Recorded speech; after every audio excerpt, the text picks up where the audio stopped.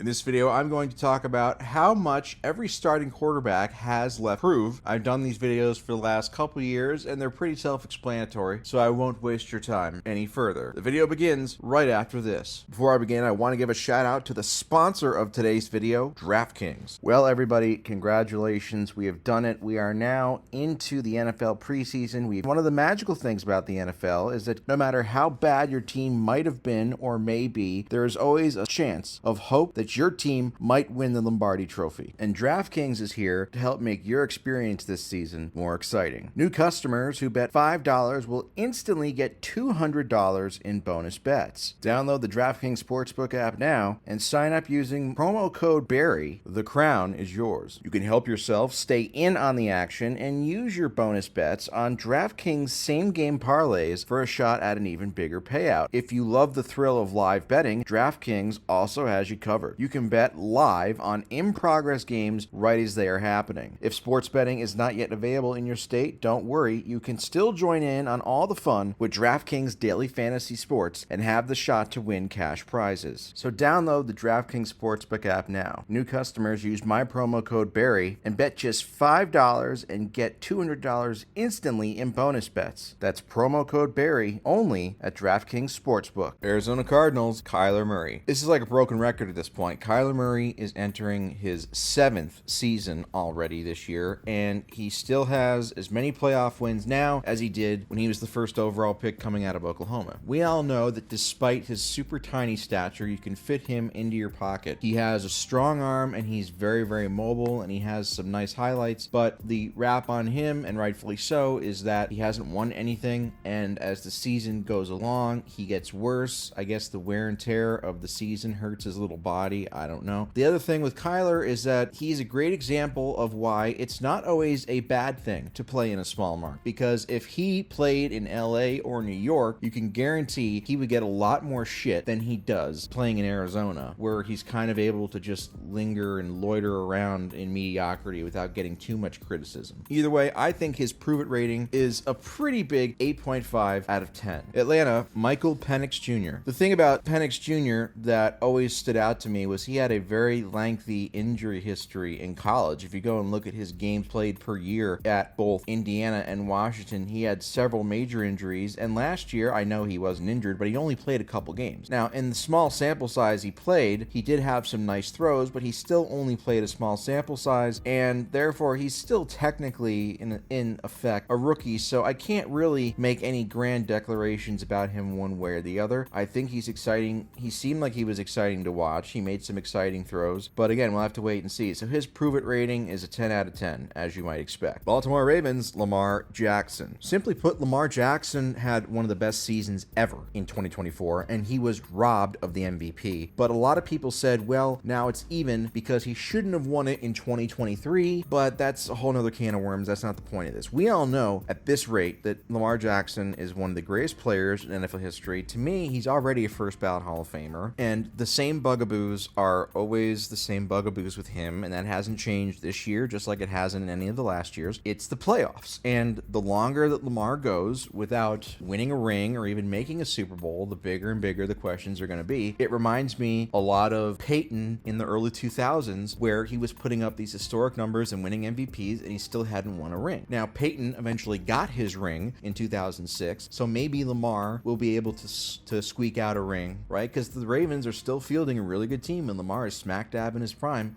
But that's really where all the prove it points are left. Is he has nothing left to prove in the regular season, right? He's made a conference championship game. Now the only thing left for him to do is to go win a Super Bowl. He's already proven everything else. So I have his prove it rating at a 4 out of 10. Buffalo Bills, Josh Allen. The whole Josh Allen debate about where he ranks among quarterbacks, because he won MVP last year, but he wasn't first team All-Pro, which is the first time that's happened, I believe, since 1987, where a quarterback won MVP, but they weren't named first team All-Pro. So last year, yes, I think his MVP last year was a charity MVP, but it was still a great season, obviously. And he has kind of taken on the role. He's kind of the lovable, I guess, underdog now. He's the baby face, right, to Mahomes' heel for the Chiefs. Like, the Chiefs are now what the Patriots used to be, and everybody kind of wants to see Josh Allen succeed. But I mean, at a certain point, and I think for my money, I would say he's the second best quarterback quarterback in the NFL behind Mahomes. But at a certain point, it's just kind of like, and football's a team game, I understand that, but Allen has had opportunities in each of the last couple seasons, even besides the 13 seconds game, okay? He's had his chances to win the game in each of the last 2 years versus the Chiefs, and he wasn't able to do it. So does that matter to me? Yeah, it kind of does. It's hard for me to say that a guy who, and this isn't a case of, well, Mahomes was playing like dog shit in these games and his teams won anyway. No, Mahomes has balled out against the Bills defense. So when you're talking about these two guys going head to head and one guy has balled out and is 4-0 against another guy, you know, and they're both great quarterbacks and they're both dominant quarterbacks, then yeah, I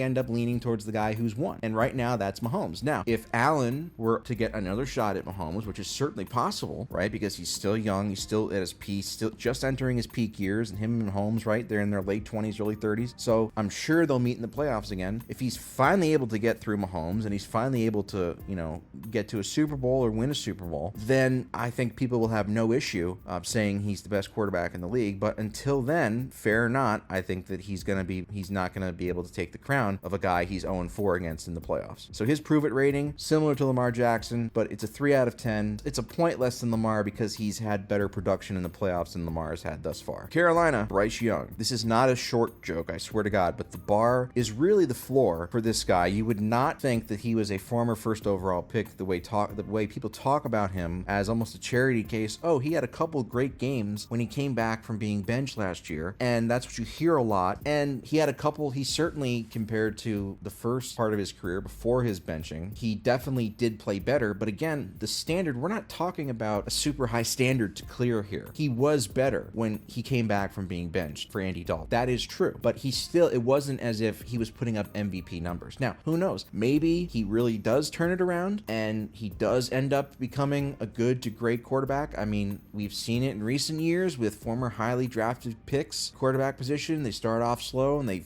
end up turning around their careers. Maybe that's Bryce Young. Who am I to say, right? I'm just a YouTuber, but I've never been bullish on Young, and I think he's going to be a guy. Ironically, I think his best case scenario is a career similar to a journeyman like an Andy Dalton. You know, that's the best case scenario. But I think his prove it rating, I think he has everything to prove, especially this year. If he regresses or if he ends up going back to playing more at his rookie year level, I mean, who knows? Maybe the Panthers could move on from him as soon as the end of this year. But I think his prove it rating is a 10 out of 10. He has a lot to prove. Chicago Bears, Caleb Williams. Everybody knows, and if you've followed me for years, you've understood that I've always been, when Williams was at USC, I was always talking about how the Bears needed to tank for him so they could get rid of Justin Fields and get Caleb Williams, because I felt like Caleb Williams was the real deal. And that's what happened, right? The Bears got the first pick. They dumped Fields for Caleb Williams, and the results through one season were honestly kind of disappointing. I think that a lot of people expected Caleb to have the season that Jaden Daniels did, and it looked like Caleb was kind of starting to figure stuff out towards the middle of the season. That's when he was having his best run of games. But yeah, as the season went on, he got worse and worse, seemed to hit a rookie wall. Biggest flaw in his game and the biggest worry or knock on his game coming out of college was that he holds on to the ball too long and he tries to go for the home run plays. Now, if you're somebody like an Aaron Rodgers in his prime or a Russell Wilson in his prime, those are the best archetype for quarterbacks who are really, home run hitters, guys who they hold on to the ball a lot, they take a lot of sacks, but they also throw for 40 touchdowns a year, and they make insane plays and they make unbelievable throws. And I think Caleb has that type of talent, but we didn't see that his rookie year. There weren't enough good plays to offset all of the sacks he was taking, and so that lends the question, can he read defenses? And honestly, it doesn't even really matter how physically gifted you are. If you're athletic and you have a strong arm, or even if you have the right mentality, if you can't read defenses, you're not going to be a good NFL quarterback. And in today's NFL, if you have an offensive mind as your head coach, like now that's what Caleb Williams does now with Ben Johnson coming over from the Lions. If he still struggles this year with an offensive-minded head coach in a league that is geared towards quarterbacks, then yeah, it's time to worry. Right now, I think that his prove it rating, I'll say it's a 9.8 out of 10. Cincinnati Bengals, Joe Burrow. Is Joe Burrow an elite quarterback? Yes, he is. I would say he's one of the 3 or 4 best quarterbacks in the league, but I also think that nobody gets more excuses made for them than Joe Burrow does. And I'm not saying that some of those excuses are invalid. The Bengals defense last year was trash. That's true. Did Joe Burrow play well enough to make the playoffs last year? On pretty much any other team, team, yes, he had a great season, no doubt about that. But there were also moments in games where he had some bad turnovers, and so he wasn't completely blameless. Talk about the Bengals missing the playoffs last year. I wouldn't say he was the problem by any means, but he had a great season. But it wasn't like a GOAT caliber season. You know what I'm talking about? It wasn't like a top 5 quarterback season ever, right? And I've said this for the last couple years, and it's still true, and it's still going to be true for as long as Burrow is still, unless he updates his playoff resume. I think he's the most overrated clutch player in the league, maybe ever. And I think he's still living off of that 2021 Super Bowl run, and it's time to get back to the playoffs if you're Joe Burrow. I think that that's just the reality. I think that if, they've invested a lot of money in his receivers. They've given him the weapons. Now you can talk about his offensive line, but he has like the best receiving core in the league, So if that means that the Bengals are going to have to average 35 points a game in order to get to the playoffs, then that's what they're going to have to do. And if Burrow is really that good, then he should be able to do something approaching that.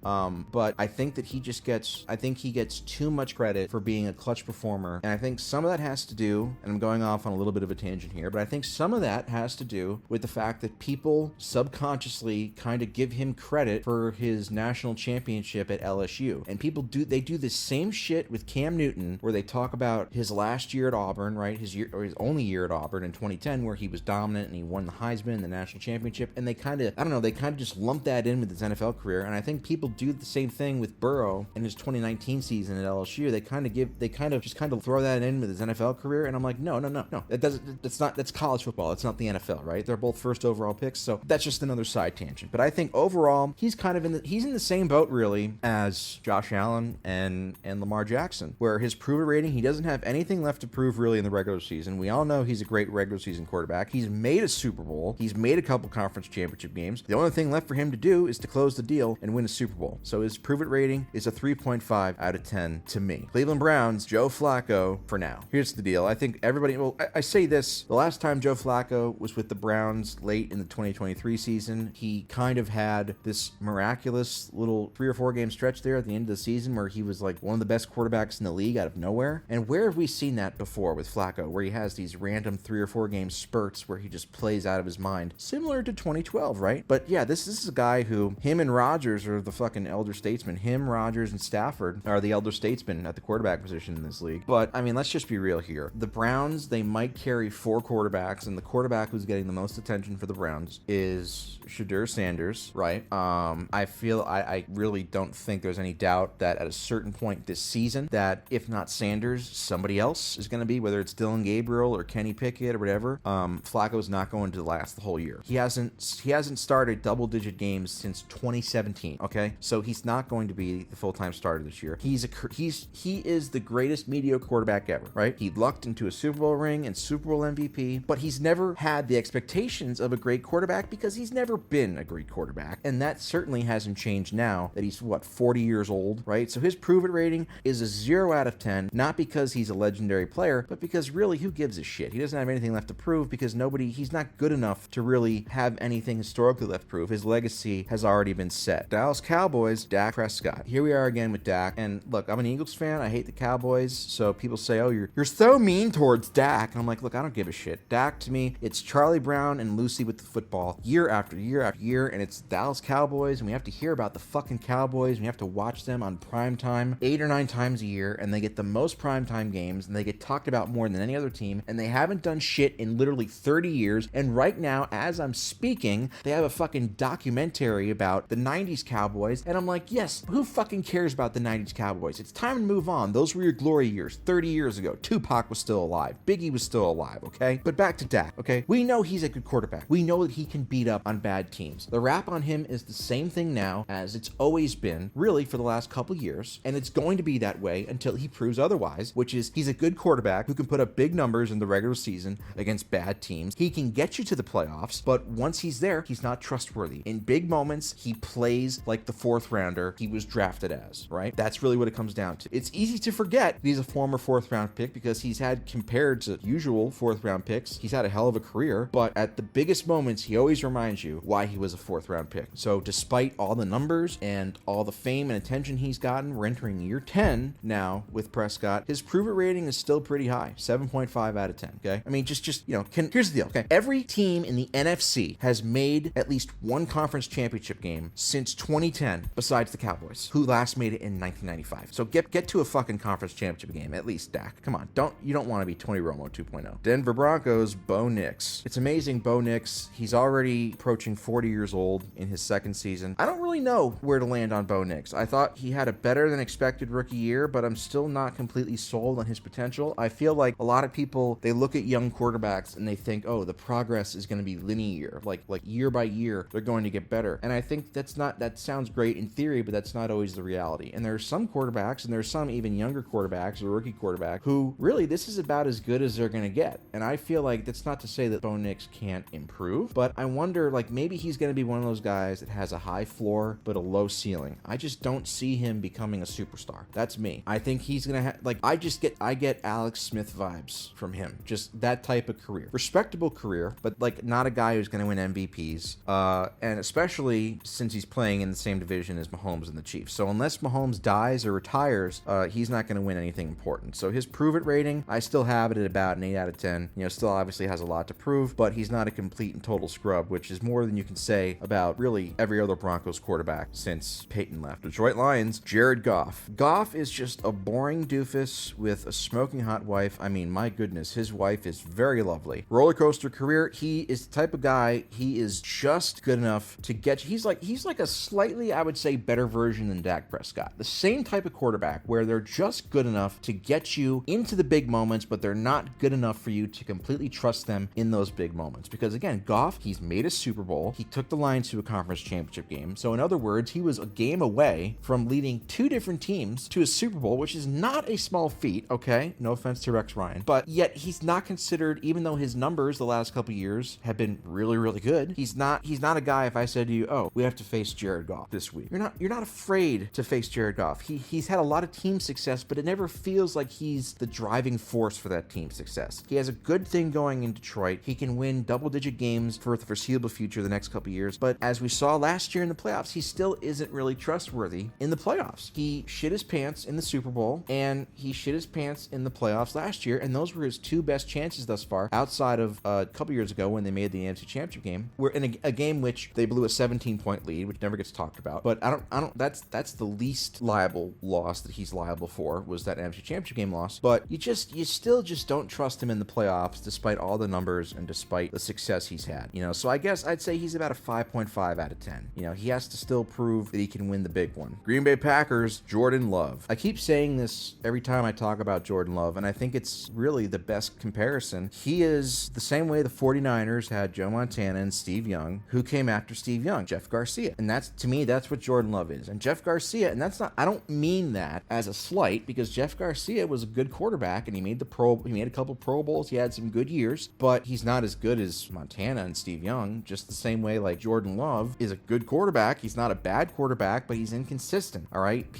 I feel like he gets a pass because I feel like people have this predestination complex with him where they're just, all right, well, we're waiting for you to become a great quarterback, a Hall of Fame quarterback, because your two predecessors in Green Bay were Hall of Fame quarterbacks. So therefore you're going to be one. And it's just kind of like, to me, if you do that, you're not going to be happy. If you're waiting for that to happen, you're just not going to be happy. You're going to end up being disappointed. He's prone to making big mistakes. He was horrible in the playoffs last year versus the Eagles. That was a winnable game, and he was terrible. And he also had the game-losing interception versus the 49ers a couple years ago in another winnable playoff game. So this is a guy who already, and again, he sat for 3 years, so he's going into his 6th year now. He's not necessarily, even though he's only started for 2 years, he's going into his 6th season. So, the margin for error is not necessarily, he feels younger, seems like a younger quarterback than he actually is, basically. So he's definitely not bad, but he's also not a quarterback that I'm afraid of my team playing against. So his prove it rating I have at an 8 out of 10. Houston Texans, CJ Stroud. Will the real CJ please stand up? I understand that his offensive line isn't good. That's a legitimate gripe. I get it, but to a point, okay? And his supporters say, well, the reason he declined last year from his great rookie season was because his offensive line is horrible. terrible. But, you know, they say that sacks are a quarterback stat, and for the most part, I agree with that. Now, again, I'm not saying he has a good offensive line, but the truly great quarterbacks, the best of the best quarterbacks, they find ways to get it done, even if they don't have a great offensive line. So my gut tells me that he still has a good career ahead of him. He's going to bounce back closer to his rookie form. I don't think, I mean, who knows? You never know. Life's full of surprises. But playing in a terrible division helps him, right? Because each of his first 2 years, he's won 10 games, and they've won a playoff game each of those years. And it feels like they've basically maxed out as a divisional round out, right? So as long as, so he is benefiting from being in a terrible division. But you have to wonder, hey, the Titans, they draft Cam Ward. Is the AFC South always going to be this bad? I don't think it will be, right? So you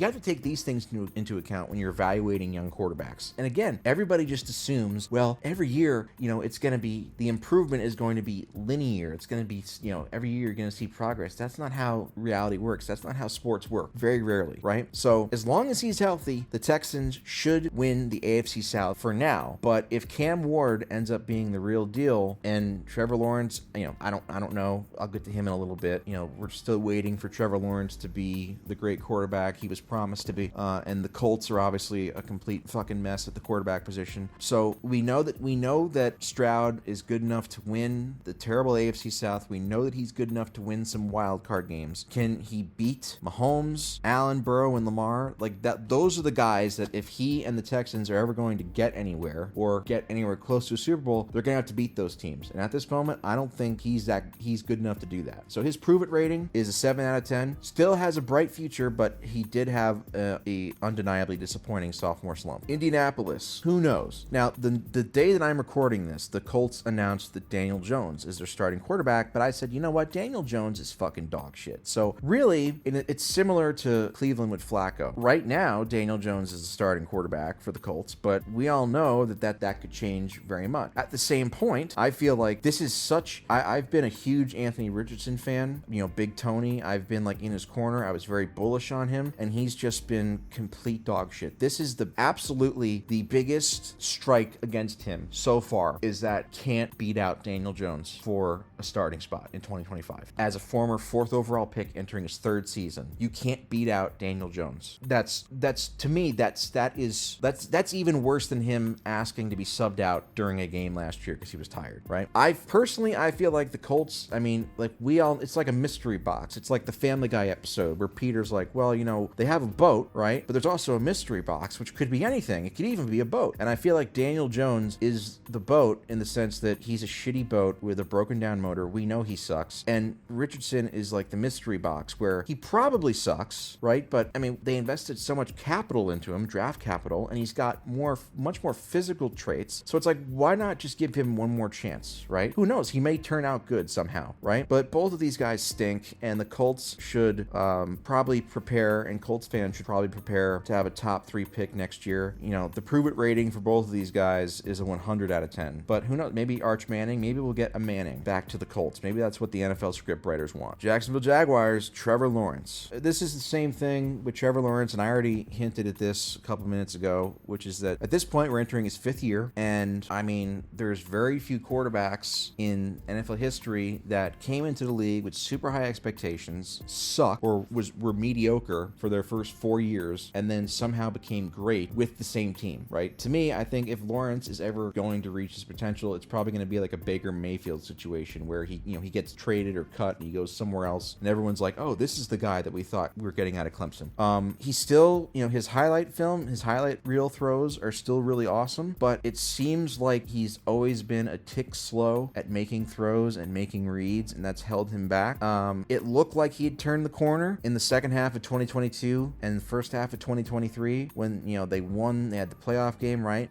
But ever since the second half of 2023, he's just regressed, and I enjoy watching him play, but, you know, winning matters, and he simply hasn't done that enough. He's won a playoff game, so I wouldn't say he hasn't done nothing, but that's, you know, he hasn't been nearly as good as he was hyped up to be. So his prove it rating is a 9 out of 10. Kansas City Chiefs, Patrick Mahomes. I hear there's a lot of discussion about, you know, is he still the best quarterback in the league? Because the last 2 regular seasons, his numbers aren't the best quarterback in the league type of numbers. And I think this is where track record is important, and also the fact that the Chiefs, they've made 3 straight Super Bowls. They've made 5 of the last 6 Super Bowls. They've won 3 Super Bowls. Like, they've made 7 straight AFC Championship games. The track record is there, and it's very much, to me, this is very simple with Patrick. It's a lot like LeBron in basketball, where Mahomes is not competing with his contemporaries. He's competing against history, which in LeBron's case is Jordan, and in Mahomes' case is Brady, because those are the 2 guys that have the hypothetical GOAT mantle in each of these sports, right? Mahomes, even including the last 2 regular seasons, he still has had the best first 7 years as a starter that any quarterback's ever had when you talk about stats, MVPs, rings, Super Bowl MVPs, whatever. But I do think,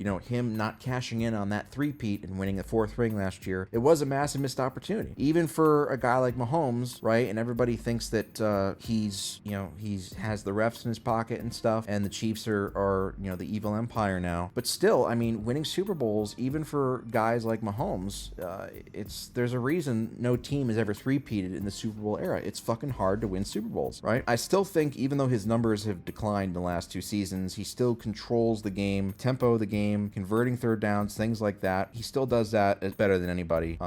He's getting some receivers back. To me, I think he should bounce back to pre-2023 levels this year in the regular season. And the biggest thing about Mahomes, all you have to know about Mahomes is that the mere mention of his name drives Brady fans wild with insecurity, which is all you have to know. He is a massive threat. So his prove it rating, he obviously has nothing left to prove now. He's won everything, right? But in terms of his GOAT prove it rating, he still is at a 10 out of 10, because from now to the end of his career, he's going to be competing against Brady for the hypothetical GOAT spot. For better or worse, that's the reality. Las Vegas Raiders, Geno Smith. We all know the story with Geno Smith. It's kind of a great, heartwarming comeback story. He always had good physical tools to be a good NFL quarterback, but it took a while for him to get there. Obviously, being draft Jets probably didn't help in his development. So he's no longer a draft bust, although if you are talking about what he did with the Jets, I still think he's always going to be a draft bust, because he was picked in the 2nd round and he never did anything with the Jets. But still, he's proven that he's not a scrub, basically. He is not, but he's not a great quarterback, okay? He might be great compared to what we thought he was his first decade in the league, but, overall, he's still not a great quarterback. His ceiling is a 9-10 win, wild card team type of stuff. That's what we've seen out of him in Seattle. I think that's what we're going to see out of him with the Raiders. He can maybe get you to the wild card round. He can maybe get you to the divisional round if you're lucky. But again, playing in the same division as Mahomes and the Chiefs, right, is always going to be a massive hindrance for him or any other divisional rival of the Chiefs. So his prove it rating, despite his heartwarming turnaround in the last 3 years, he still has a lot to prove. Still needs to win a playoff game. His prove it rating is an 8 out of 10 for me. LA Chargers, Justin Herbert. We all know he's good. We all know he's got historically great physical traits, meaning he's got a historic arm. He's 6'6", whatever. He can run. He has all the physical tools to be a dominant quarterback. And also, it's brought to my attention that recently he's now dating a Hollywood starlet, which is kind of concerning, because it makes me think maybe he's more concerned with getting pussy than he is with winning playoff games. So that's something to think about. That's also disturbing. Hypothetically, he's the greatest quarterback ever. He is if man. He's even more of an if man than Joe Burrow is. For all the shit that I give Joe Burrow about being overrated as a clutch player, at the very least, he's actually won playoff games, and been to a Super Bowl, right? Herbert is still looking for his first playoff win going into year 6. Now, Herbert fans will point out, well, Peyton Manning was also doing that in year 6, and that's true. And who knows, maybe Herbert will go on to win 5 MVPs. I don't fucking know. I doubt it. But not every quarterback is going to be Peyton Manning, okay? Simply put, he has played in 2 playoff games so far in his career, and he's been bad. He was horrible last year, threw 4 interceptions, right? So if he ever wants to win anything, and this is a harsh reality,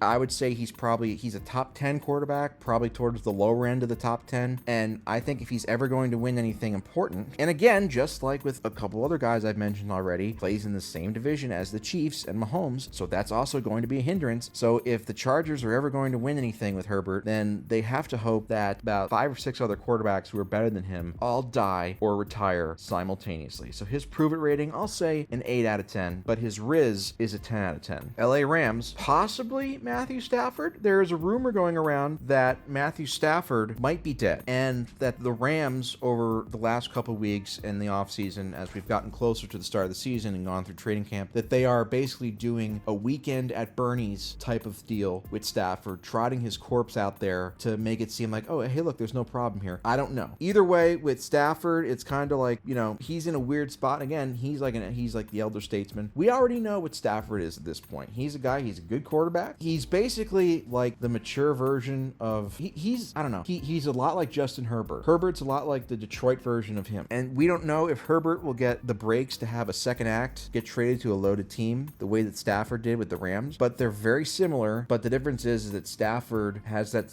Super Bowl championship. He has that Super Bowl championship. When he's gotten to the playoffs, he's been pretty good for the most part, Stafford, right? But the issue with him is he's never been consistent enough to be a truly elite quarterback. So the fact that he's viewed higher now in the league quarterback hierarchy, a lot of people talk about him as like a top 6 or 7 quarterback. To me, that reflects more about the state of the quarterbacks now than it does about Stafford himself. I don't think Stafford is any better now than he was 10 years ago, or in 2011 when he was throwing for 40 touchdowns and 5,000 yards. I just think that there aren't as many great quarterbacks right now in the league, so he looks better in comparison relative to the rest of the field. It's kind of like how a chick, at work isn't really that good looking, but she's the hottest chick in the office, so I guess she's like a 6 out of 10, maybe a soft 6.5 out of 10, but because there's no other hot chicks at work, she feels like an 8 out of 10. She's work hot. That's basically what Stafford is, or at least or potentially was. Again, we don't know if he's actually dead or not. We'll see if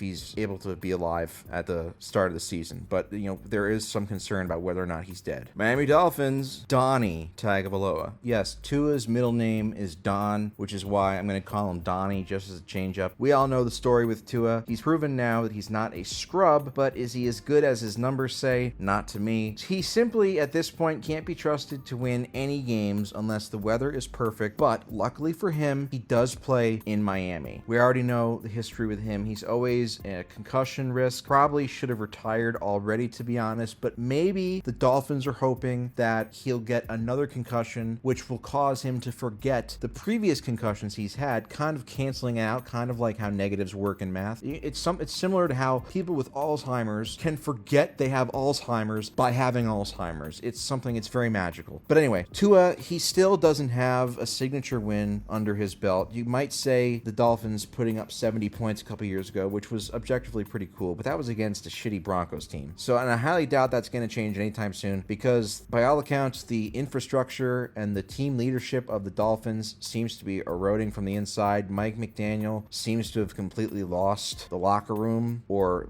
it just doesn't seem like anybody really respects him. I don't know, but I would be stunned if Mike McDaniel is still the head coach of the Dolphins after this year. And so to his prove it rating, he's proven he can put up nice numbers, but he hasn't proven he can win anything important or come close really to winning any important game. So his prove it rating is still an 8.5 out of 10. For all the members of Tuanon, please do not bomb my house. I am a fan of Tua, Donnie, and I hope that he is able to do something with his career. I have nothing against him. Minnesota Vikings, JJ McCarthy. Is he good or bad? That's the big question with JJ McCarthy. And I feel like you can ask that really about a lot of NFL quarterbacks. And that's the question. That's the big question. That's why a lot of teams are either A, looking for a franchise quarterback, or B, have a franchise quarterback and are looking towards the future. So they're looking for another quarterback to potentially replace their franchise quarterback, similar to what the Packers did with Aaron Rodgers and Jordan Love. Anyway, back to McCarthy. He really, honestly, there's no excuse for him really to not be good, because he's stepping into really the best position any quarterback or young quarterback has in recent memory.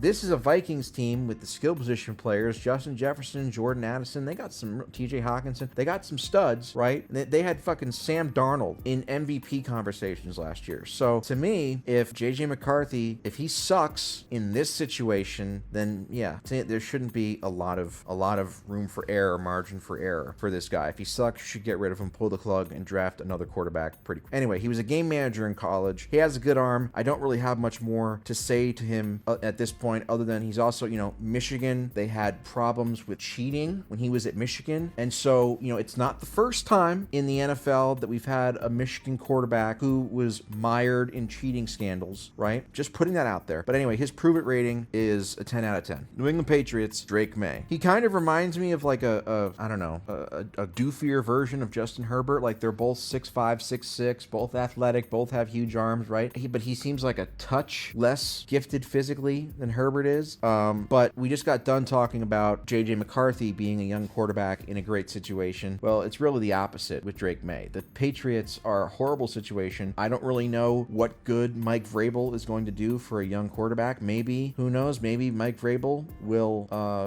do for Drake May's career what he did in Tennessee for Ryan Tannehill's career, which was revive it, and Tannehill had a couple really great years in Tennessee out of nowhere. But the offensive line's terrible. The receivers, are really bad too, besides Stephon Diggs, who's older and overrated. I think the Patriots, they are starting to try and rebuild their offensive line. They drafted Will Campbell, obviously. But, I don't really know. I think in May's case, unless they actually, it's kind of hard to judge him thus far. I mean, if we haven't really seen him in a situation where it's basically like he's in the worst situation possible for a quarterback. But regardless, I highly doubt he'll ever be as good as like a Mahomes, Burrow, Josh Allen, or Lamar. And that's unfortunate because they all play in the same conference as him. So, for so many years, people wished that the Patriots would suck and that they would go away. Well, we're living in that time right now. So Drake May's prove it rating is still a 10 out of 10 for me, but I do kind of feel sorry for him a little bit. The New Orleans Saints, LOL. Honestly, this situation is worse than Katrina. Prove it rating, 1,000 out of 10. This is like 1,000 9/11s at the same time. New York Giants, Russell Wilson for now. Remember, the Giants drafted Jackson Dart high in the draft as a first rounder, and there's a part of me as an Eagles fan, I don't think Dart will be any good because the Giants suck. Very similar to the Patriots, where, they have Malik Neighbors, right? And that's really it offensively. So Dart, like, the Giants are just a fucking terrible franchise. Wilson, it's amazing what can happen in the span of 3 or 4 years. A couple years ago when he left Seattle in 2020 after 2021, signs with the Broncos, everybody was like, the Broncos are a dark horse Super Bowl contender. And now it seems like for the last 2 or 3 years, people are kind of begging Wilson to retire because he's washed up. It's not entirely true. He's not a bad quarterback. He's just not. He's definitely regressed. There's no question about that. But he was, he's with Pittsburgh last year. He's not a terrible quarterback. It's not like he's suddenly become Ryan Leaf or anything like that. But yeah, he probably should retire after this year to try and salvage some of his legacy instead of hanging on too long. He still throws a great deep ball. There's no question about that. But he's nowhere near the monster he was in Seattle, putting up 40 touchdown passes and making insane plays. I talked about this earlier in the video. His archetype of quarterback is extremely rare, right? You have to be extremely talented to do it. Him and Aaron Rodgers are the two biggest examples of guys who, they take a lot of sacks, right? They'll take big negative plays, but they offset that when they were at their best with insane amounts of huge plays and touchdowns. And as we've seen the last couple years, the negative plays are still there for Wilson. Those still show up a lot, but the positive plays aren't there nearly as much. So I have no doubt that at some point this year, he'll likely be benched for either Jackson Dart or Jameis. But either way, he's had a hell of a career. I think he's going to be in the Hall of Fame. He deserves to be in the Hall of Fame. And he would be a 2-time Super Bowl champion right now if he just did the fucking tush push in Super Bowl 49. So his prove it rating is a Malcolm Butler out of 10. New York Jets, Justin Fields. Elite athlete, physical tools. He has all the physical tools to be a great quarterback, but there's one problem. He's not good at reading defenses and playing quarterback, which is a very big deal if you're trying to be a good quarterback. But all hope is not lost, and this might sound degrading, but his running ability, his scrambling ability is legitimately great. Like, he's a legitimate A+ runner and scrambler. So his athleticism, he's not a good quarterback, and I doubt he's ever going to be anything more than an average quarterback. But he has the ability, I believe, to still be an impact player in the NFL, just not at the quarterback position. Who knows? I think he could be he could become an impact running back or even a receiver. You look at a guy like Terrell Pryor who did that, and there's plenty other examples of quarterbacks who transitioned to other positions and had successful NFL careers. I think Justin Fields has that ability to be an impactful running back or a receiver. And again, that sounds degrading, blah blah blah, but he certainly isn't a good quarterback, and he's not a starting quarterback material. So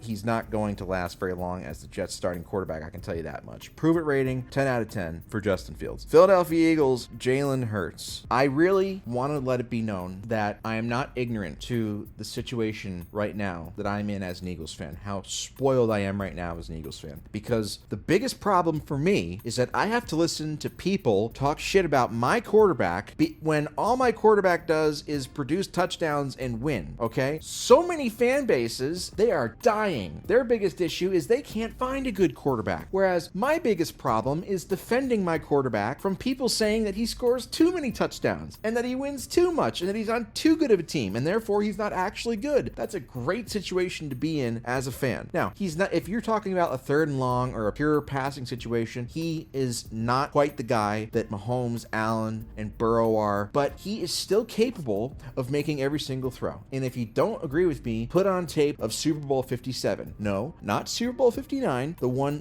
where he won Super Bowl MVP last year, right? Super Bowl 57, the one that he lost. Go put on highlights of that film, watch the throws he made in that game, and tell me he's not a great passer. He does play on a loaded team. I fully admit that, okay? But he's not the first good quarterback to play on a loaded team, but he does feel like the first good quarterback who gets degraded and talked about like he's Dorian Thompson-Robinson or some other scrub because he has good teammates, right? But he make no mistake, Hurts is the part that makes it all go. He's been the best player in 2 Super Bowls, outplaying Mahomes both times. People talk about who's Mahomes' biggest rival, and everybody obviously points to Josh Allen because they've played the most times in the playoffs, they play in the same conference, blah, blah, blah. But if you really want to know who's given Mahomes the biggest fits thus far, head-to-head in his career, some people might say Tom Brady, but Mahomes outplayed Brady in the 2018 AFC Championship game. Jalen Hurts, he's outplayed Mahomes in both Super Bowls they played against each other. So, Jalen Hurts, he's a big game player. So, in a way, I would say the biggest rival, at least right now, you might argue Tom Brady overall is the biggest rival for Mahomes, but right now, among current quarterbacks, I would argue that Hurts and the Eagles are actually the rival to the Chiefs that everybody want the Bills and the Ravens and the Bengals to be, right? How about that for a bar? Anyway, like I said, big game player. He very easily could already have 2 rings and 2 Super Bowl MVPs. He's on track for a Hall of Fame career, and the Eagles are in great position to become the next dynasty, but they won't become a dynasty. For all the talent they have, they will not become a dynasty unless Jalen Hurts is leading the way. And he's going to have to win probably a few MVPs to start getting respect from other fan bases, but honestly, as long as we keep winning rings, I don't really care. Jalen Hurts' prove-it rating is a minuscule 2 out of 10. Pittsburgh Steelers, Aaron Rodgers. We all know the narrative, Aaron Rodgers, that he's completely washed, and he hasn't had a good season since 2021, the last time he won MVP. But even though, for the most part, his tenure with the Jets was a failure, and especially last year, the Jets went 5-12. If you really go back and look, the Jets were their special teams completely sold the Jets several times. So the Jets were really more like a 500 team last year instead of a 5-12 team. And Aaron Rodgers, especially as the season went on, he did have a couple games where he did look vintage. He still looked like a capable quarterback. So the end is nigh. This is probably going to be his last season, but I don't think this is a 2015 Peyton Manning type of situation where he's an actively horrible quarterback. And this is just me kind of rambling. To me, talent-wise, he should have finished his career as the best quarterback ever. He should have had a career like what Mahomes is having,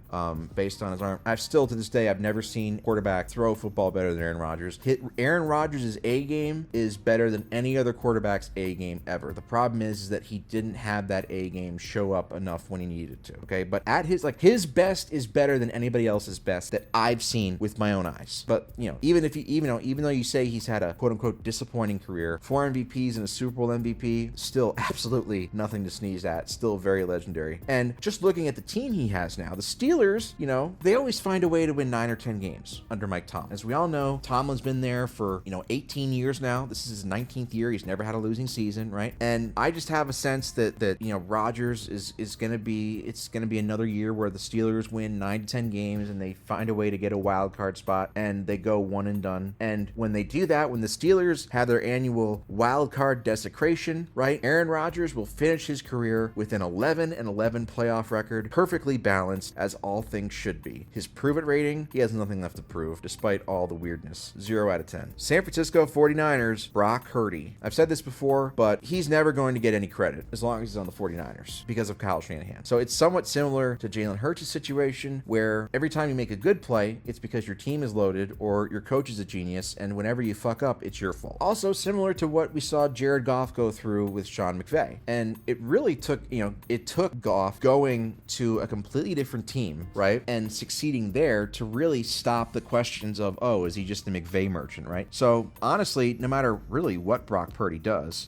with the 49ers, as long as Kyle Shanahan is his coach, he's never going to get full credit. Under the old NFL overtime rules, like the early 2000s overtime rules, he would have a Super Bowl ring right now because he scored first in the Super Bowl a couple years ago. But life isn't fair. Doesn't have elite tools, doesn't have a big arm. He actually, people, because he's white and he's dorky looking, he's actually a pretty good scrambler. He can move around really well, but he doesn't have a big arm. He's really good with anticipation, and he throws the ball downfield a lot, so I don't think he's boring to watch at all, right? And the biggest thing about Brock Purdy is no matter where you stand on Brock Purdy, even if you're a 49ers fan and you don't like him, the best thing he's done for the 49ers is he's completely absolved them of really any consequences of the Trey Lance debacle, which is one of the worst draft trades and selections in sports history history, but the impact of it was really negated because they ended up stumbling onto Brock Purdy in the 7th round. And yes, he looks like a doofus, so his prove it rating, I would say, is a, I don't know, 6 out of 10. He's a good quarterback. I think he's actually underrated, to be honest with you. Seattle Seahawks, Sam Darnold. Really, if you look at it, he's basically cosplaying as Geno Smith. Again, they were both drafted by the Jets. They both sucked with the Jets. Then they bounced around for a few years. Darnold went to Carolina, and then he spent a year in San Francisco as the backup, and then he went to Minnesota, and then we all saw what happened, his resurgence in Minnesota, right? Then he revived his career elsewhere, and then eventually he goes to the Seahawks, just like Geno Smith eventually went to the Seahawks. Now, the big difference here is that Geno Smith revived his career with the Seahawks. Darnold revived his career with the Vikings and then went to the Seahawks. But for the most part, I think it's a pretty fucking good comparison. And I'm trying my best here, okay? We're almost going on an hour, and I'm fucking running out of shit to say. But either way, we're going to find out pretty quickly, I believe, how much of his 2024 season was him improving versus him just playing in a great situation. And again, even with the great situation he was in, he still choked down the stretch with the division on the line in the last week versus the Lions. And then he was horrible in the wild card round versus the Rams. So, you know, he's just not trustworthy at all. And no team's ever going to win anything with Darnold at quarterback unless you have like the 2000 Ravens defense. So his prove it rating, you know, is an 8.5 out of 10. His mana rating is a 100 out of 10. Tampa Bay Buccaneers, Baker Mayfield. Whirlwind career, he proved that Tom Brady was, in fact, replaceable in Tampa Bay, which is a very heroic deed. And people are going to say, oh, but Tom Brady won a Super Bowl in Tampa Bay. Yeah, a pandemic ring. Nobody really cares about that shit, okay? If you're going to say that the Lakers ring doesn't count because of the bubble and the pandemic ring, then you have to say the Buccaneers ring in 2020 where there's no fans, and they had 3 road playoff games where no fans were in the stands, and they got to play at home, right, in the Super Bowl, then that ring doesn't count. And Baker's stats with the Buccaneers are very, very similar to Brady's stats with the Buccaneers. He's fun to watch. He takes no prisoners, right? But he still will kill you with the turnovers, but that's kind of why he's fun to watch. He threw, I think, 16 interceptions last year. He's not boring, basically. I've always been a fan of Baker's style of play, so I'm glad that he's turned it around. He's won 2 playoff games. His playoff numbers are great, but he still has never made a conference championship game. But I think, personally, that he and the team around him, the Bucs, they're good enough, and they play in a bad enough division where they can get to the conference championship game. But I also think that this is about as good of a situation as he's ever going to be in, so the time to strike is now. Strike while the iron is hot, you know? And again, out of all the teams in the NFC in recent history that have given the Eagles massive issues, it's been the Buccaneers. So that's another thing. If he can get the Bucs to the playoffs again and they have to face the Eagles, that's like the one team where I'm like, you know what? They've had our number in recent history. And the Bucs were really the only team last year that defeated the Eagles handily. So again, the Buccaneers are kind of like the one team in the NFC. It's all about matchups. Styles make fights. The Buccaneers are the one team in the NFC, honestly, that kind of scares me a bit as an Eagles fan based on recent history. His prove it rating, 6.5 out of 10. Tennessee Titans, Cam Ward. I think that Cam Ward is going to make every team that passed on him in the draft look foolish. And now I'm just learning that he was picked first overall, so that statement means nothing. Honestly, again, because at this point, I have nothing to go on with his career because he hasn't played a game yet. If this guy can make the Titans relevant and exciting to watch, then he should be put into the fucking Hall of Fame while he's still playing. Because honestly, I mean, even when the Titans were good under Mike Vrabel in relatively recent history, they made the fucking AFC Championship game, remember, a couple years ago, and nobody remembered. They were the fucking 1 seed in 2021, right? And nobody fucking cared. So, like, the Titans are a fucking irrelevant, boring-ass franchise. But if this guy, Cam Ward, if he can make them exciting to watch, then he truly is special, okay? Forget about the stats, forget about the wins. If he can make them exciting to watch, right, then he's going to be great. He seems to have the right mentality. I would be very surprised if he doesn't become at least Pro Bowl quarterback. And I know people are like, well, the Pro Bowl doesn't mean anything anymore, you know, but basically, you know what I mean. He becomes at least a good quarterback. So his prove it rating is a default 10 out of 10. And finally, Washington Commanders, Tyreek Evans. I mean Jaden Daniels. Simply put, great talent who had a great rookie season. He's a little bit old. He's a little bit overrated by some people off of just 1 season. I've seen, you know, people rank him as he's already a top 5 quarterback in the league. Let's pump the brakes a little bit. Okay, we literally just saw this with CJ Stroud where he had this historically great rookie year and then he regressed. You know, I think Daniels is better than Stroud. And I don't think he'll regress the way Stroud did. But again, that's why they play the games, right? The other part is, and this is again, I've talked throughout this video about linear progress. We all like to think, oh, well, we're going to go from being bad to mediocre to good to great. And that's how it works. That's how it works with teams, that's how it works with players, and that's not the case. And I personally think Washington is a textbook example of a team that overachieved. They got to the conference championship game last year. They got their ass kicked by the Eagles, yours truly, by 32 points. We scored 55 points on them, right? And so that kind of, I think, maybe sped up expectations to the point now where in the long run, it might actually hurt Washington, because I know they signed Von Miller and they have Bobby Wagner or whatever, but like, their defense isn't good. And, the whole Terry McLaurin, I expect him to be there. But basically, Washington, Jaden Daniels very well might be good, but who knows if he's going to get the same amount of breaks, right? Because they were lucky to beat Tampa Bay in the wild card round last year. If not for that fumble, deep in Tampa territory by the Bucs, they probably lose that game. So I don't know. Like, again, you never know on a year-by-year basis with the NFL. So his defense, to me, like, I think that if basically what I'm trying to say is, if you're just expecting him to waltz to the conference championship game every year now because he did it as a rookie, that's not how it works, right? So the expectations might be raised a little bit too high. And also, he shares a division with the Eagles, who are primed to be, along with the Chiefs, the best team in the league for the foreseeable future. So that could very easily stop him from getting to more Super Bowls. And guess what? The Eagles have already stopped from getting to a Super Bowl, which they did last year. Overall, though, I hope his mom doesn't come after me. I have his prove it rating as a 7 out of 10, and that's all I have to say about that.